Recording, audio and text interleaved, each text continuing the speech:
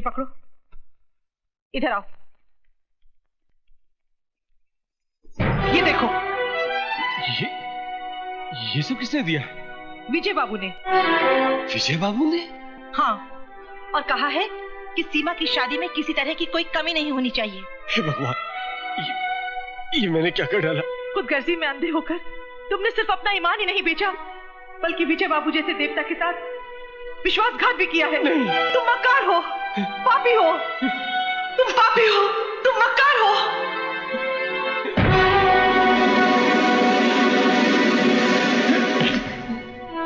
ये क्या कर रहे हैं आप? मुझे छोड़ दीजिए विजय बाबू, मुझे मर जाने दीजिए। नहीं मैनेजर साहब, नहीं। मैं मैनेजर नहीं मालिक, मैं आपका गुनहगार हूं। मैंने आपको बहुत धोखा दिया है, मुझे मर जाने दीजिए मालिक, मुझे मर जाने दीजिए। प्रायश्चित इंसान के पापों को मिटा देता है। वो बुज़दिल होते हैं जो अपने पापों को मिटाने के बजाय खुद को मिटा देते हैं। आपने अपनी गलती कबूल कर ली, हमने आपको माफ कर दिया। क्या? आपने मुझे माफ कर दिया मालिक? हाँ, और साथ ही आपकी जिम्मेदारी भी बढ़ा दी। आज से टेंडर पर साइन भी आप ही करेंगे।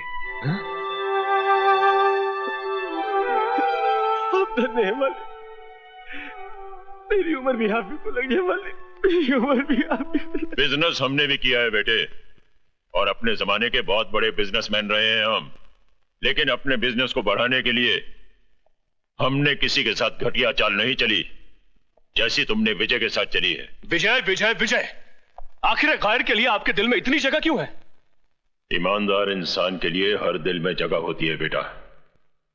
अगर तुम भी विजय की तरह कामयाबी हासिल करना चाहते हो तो जाओ और ईमानदारी के साथ सारे टेंडर्स विजय के नाम ट्रांसफर कर दो और उससे अपनी की हुई गलती की माफी मांगो।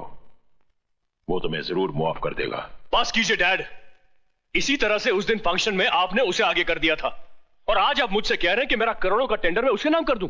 Why dad, why? आखिर क्या लगता है वो आपका? आप चुप क्यों हैं? बताइए ना डैड, क्या लगता है वो आपका? राजा, होश में आओ। तुम जानते हो किससे जवाब तलब कर रहे हो? हाँ हाँ, बहुत अच्छी तरह से जानता हूं। मैं मिस्टर सी के ओबेरॉय से जवाब तलब कर रहा हूं, जो है तो मेरे पिता, मगर सुलूक दुश्मनों जैसा करते हैं। इससे पहले कि मेरा हाथ तुम पर उठ जाए, दूर हो जाओ मेरी नजरों से। ओह, तो नौबत अब यहां तक पहुंच गई है। उस विजय के लिए आप मुझ पर हाथ उठाएंगे, मुझ पर, अपने बेटे पर। तो मारिए, मारते क्यों नहीं? मारिए ना। राजा, अपने कमरे में चलो। तुम हट जाओ। शारदा, माँ, देख क्या रहे हो आप? डॉक्टर को बुलाओ। जी।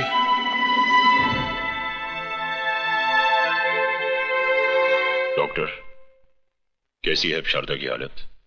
ब्लड प्रेशर थोड़ा लो हो गया है, घबराने की कोई बात नहीं, जरा आराम की जरूरत है। अच्छा, मैं चलता हूँ। जगत मामा, all India mill owners association के प्रेसिडेंट के इलेक्शन होने वाला है। ठीक है, तो ओबेरॉय साहब को खड़ा करके 50-60 पेटी अंदर कर लेते हैं। ओबेरॉय साहब इलेक्शन में खड़े होने के लिए तैयार नहीं है। ठीक है, तो उनको बिठा देते, विजय को खड़ा कर लेते।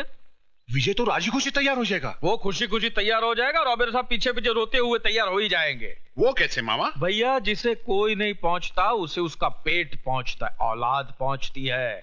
यहाँ पे हाथ में राजा का मरोड़ूंगा, दर्द ओबेरॉय साहब को होगा। ऐसे क्या देख रही हो शारदा? जो मांगोगी तो। और अगर बेटा कुछ मांगे तो क्या उसे भी मिलेगा? आओ बेटा आओ।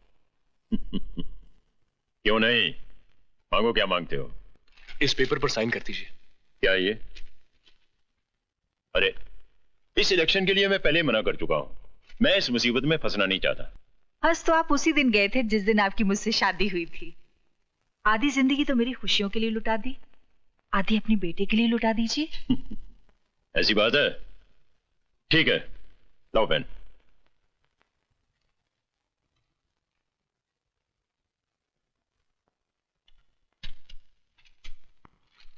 ओह dad, you are great. Thank you mom. मामा जी, ये देखिए। सारी खुशियां हमारी झोली में डाल दी, अपने लिए कुछ भी नहीं रखा। है खुशी, वक्त आने पर अपने सीने से निकालकर उसे भी तुम्हारे आंचल में डाल दूं। ओबरॉय जी इस बार इलेक्शन में नहीं खड़े हो रहे? उनका कोई भरोसा नहीं।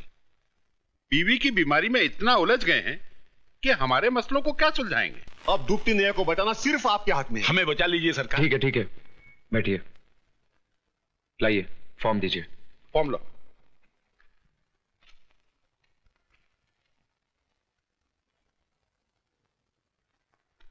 कुछ धन मेरा मतलब है लक्ष्मी जी के दर्शन हो जाते तो। मैनेजर साहब इनको 50 लाख। 60 लाख दे दीजिए। जी आइए मेरे साथ। बहुत बहुत शुक्रिया विजय बाबू। क्या बात है विजय? कुछ नहीं। तुम कुछ छुपा रहे हो? अरे भाई कुछ नहीं। खाओ मेरी कसम। इतनी छोटी सी बात के लिए कसम क्या खानी? छोटी सी बात? कौन सी छोटी सी बात? अब तुम ही बताओ। बचपन से मौसी ने मुझे पाल पोस के बड़ा किया है। हाँ। तो मैं उसे ही अपनी माँ समझूंगा ना? समझूंगा कि नहीं? करेक्ट। वो कहे हाँ तो हाँ। करेक्ट। और वो कहे ना तो ना। Very correct. क्या करेक्ट किए जा रही हो? श्रवण कुमार बनने के चक्कर में जिंदगी ऐसे ही सूख के करेला बन जाएगी। लेकिन हुआ क्या? होना क्या है? सुबह सुबह उठा, नहाया धोया। क्या किया? नहाया धोया। फिर पूजा के लिए बैठा। क्या किया? पूजा के लिए बैठा। फिर मैंने अपनी आंखें बंद कर ली। जैसे ही आंखें बंद की, मौसी का चेहरा उभर आया। मौसी बिस्तर पे लेटी आखिरी सांसें ले रही थी। मैंने कहा मौसी मौसी। मौसी ने मुझे अपने पास बुलाया और कहा एक वादा कर। क्या कर? वादा कर। तो मैंने वादा कर दिया। क्या कर दिया? वादा कर दिया। अब पूछो कैसा वादा? कैसा वादा? शादी का। किससे? न्यायमूर्ति की बेटी से। तो फिर मेरे साथ क्या कर रहे हो? भुट्टा खा रहा हूं। तो जाओ जाकर उसी की भट्टी में भुनकर खाओ। किसकी? वही न्याय अन्यायमूर्ति की बेटी की। अरे भाई न्यायमूर्ति हिंदी में जज को कहते हैं।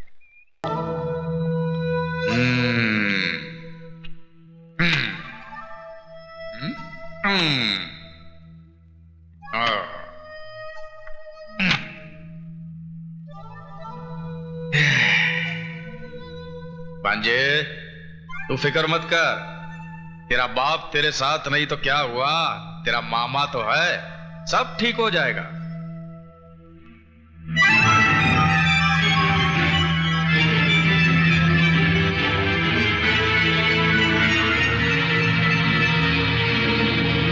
क्या खाक ठीक होगा मामा? ये तस्वीरें नहीं देख रहे हैं आप? देख भी रहा हूं और समझ भी रहा हूं भांजे। भांजे दुनिया में सिर्फ 3 ही मामा खतरनाक साबित हुए हैं। एक कंस मामा, दूसरा शकुनी मामा और तीसरा ये जगत मामा। अब भांजे तू मामा की चाल देख कि कैसे ये तस्वीर के साथ साथ रिश्ते के भी टुकड़े होते हैं। जज साहब आज तो आप कमाल पे कमाल किए जा रहे हैं। आज आपका हर स्ट्रोक ऐसा गजब का पड़ रहा है कि सारे बॉलों को उड़ाते फिर भी आपका बॉल सीधा पॉकेट में जा रहा है। अरे सक्सेना साहब, अमरनाथ जी सिर्फ खेल में ही नहीं सोसाइटी में भी ऐसे ऐसे स्ट्रोक्स लगाते हैं कि बड़ी बड़ी हस्तियां इनके पॉकेट में रहने लगी है। अच्छा ऐसी कौन सी बड़ी हस्ती है, जरा हमें भी तो पता चले। मामा जी शायद ओबेराय साहब और अपने भांजे राजा की ओर इशारा कर रहे हैं, जिनके साथ जज साहब की बेटी का रिश्ता तय हुआ है। ओ कपूर, क्या तुम जज साहब को अपने स्टैंडर्ड का समझते हो? हैं? अरे भाई इनका दिमाग हमारे दिमाग से 100 साल आगे है। इनकी बेटी की शादी मेरे भांजे राजा के साथ नहीं, विजय कुमार के साथ तय हुई है। विजय कुमार? माना विजय कुमार शहर का बहुत ही बड़ा बिजनेसमैन है, पर कोई इज्जतदार आदमी विजय कुमार को अपना दामाद कैसे कबूल कर सकता है? अरे इबादत मियां, अब काहे छिलके उतारने के फेर में हो? जानते नहीं पैसे में बड़ी ताकत होती है, वो बड़े से बड़ा दाग धो देती है। और फिर जज साहब ने भी तो कुछ सोच समझ कर ही फैसला किया होगा। भाई मैं तो अपनी बेटी का हाथ किसी कंगाल के भी हाथ में देने को तैयार हो जाऊंगा, मगर किसी ऐसे हरामी के हाथ में नहीं जिसके नाम माँ बाप का पता हो न जात पात का।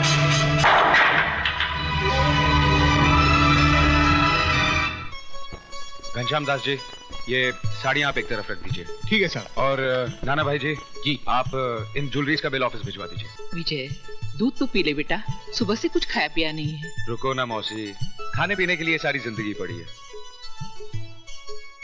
ये हार हटा दीजिए, ये इतना भारी है कि मेरी मधु की गर्दन लचक जाएगी। बेटा पहले दूध तो हे भगवान, दूध गिर गया। तो क्या हुआ, आसमान थोड़ा ही टूट पड़ा है। ये अपशकुन है बेटा। अरे मौसी, 20वीं सदी में रहकर तुम 13वीं सदी की बात करती हो। नाना भाई जी, मैं कपड़े बदल कर आता हूं।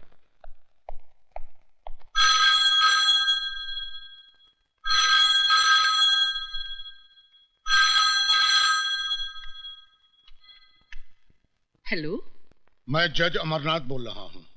बोलिए जज साहब, मैं विजय की मौसी बोल रही हूँ। शगुन का सामान तो वापस मिल गया होगा। वापस? मैं समझी नहीं।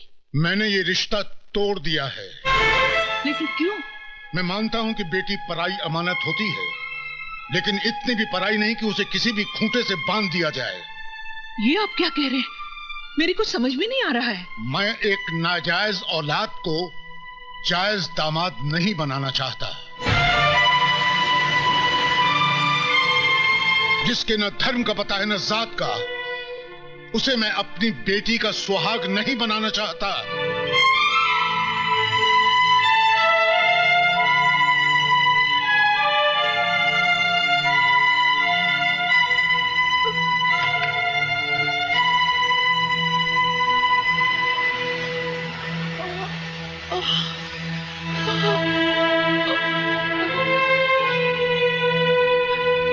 मौसी जी, ये साड़ियाँ कहाँ रख दूं? बाहर कचरे के डिब्बे में। जी? तुमने सुना नहीं? ये सब उठा के ले जाओ यहाँ से, फेंक दो इन्हें घर से बाहर। मौसी, ये क्या कह रही हो तुम? मुद्दतों के बाद तो खुशी की एक किरण घर में आई है, उसे भी बाहर फेंक देना चाहती हो तुम? क्यों मौसी, क्यों? काश मैंने तुझे अपनी कोख से जन्म दिया होता। जन्म नहीं दिया तो क्या हुआ, पाला तो है तुमने। यशोदा देव की नहीं बन सकी कभी। कौन कहता है? ये दुनिया। मैं नहीं मानता इसी दुनिया को। इसी दुनिया में अमरनाथ भी रहते हैं। जज साहब, क्या कहा उन्होंने? तेरी शादी मधु से नहीं हो सकती। क्यों, क्या कमी है मुझ में? तेरे पास तेरे बाप का सर्टिफिकेट नहीं कि तू उसका बेटा है। तू जायज नहीं, नाजायज है।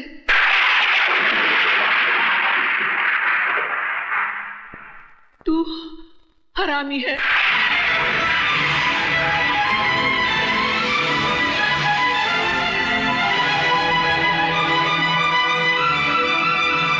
साहब, ये सामान जज साहब ने वापस भेजा।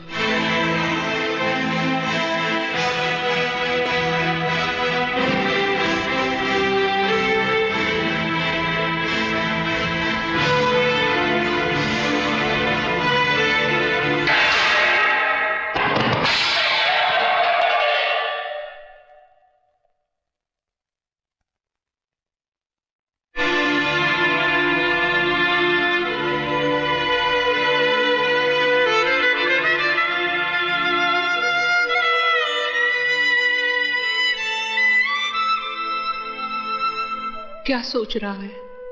सोच रहा हूं इस दूध की तरह मेरी मां की छाती से दूध का एक कतरा जमीन पे न गिरकर मेरे मुंह में गिर गया होता तो आज मुझे कोई हरामी न कहता, नाजायज न कहता। वाकई दूध का गिरना अपशकुन होता है, बहुत बड़ा अपशकुन।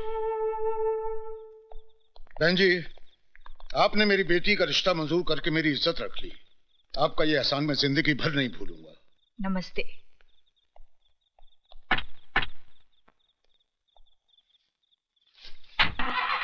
नमस्ते। चल चुप हो जा, तेरे पापा को फोन करती हूँ। I love you. चल, लो ये आ गए। मैं आप ही को फोन करने जा रही थी। क्यों, कोई खुशखबरी है क्या? सुनोगे तो खुशी से नाचने लगोगे। अरे वाह, तो लो हम पहले से ही नाच लेते हैं। सुनो ना, जज साहब आए थे, अपनी बेटी का रिश्ता हमारे राजा के साथ तय कर गए।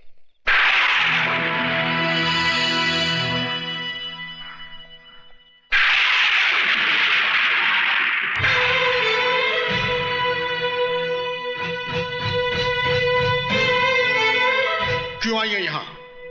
आपसे भीख मांगने।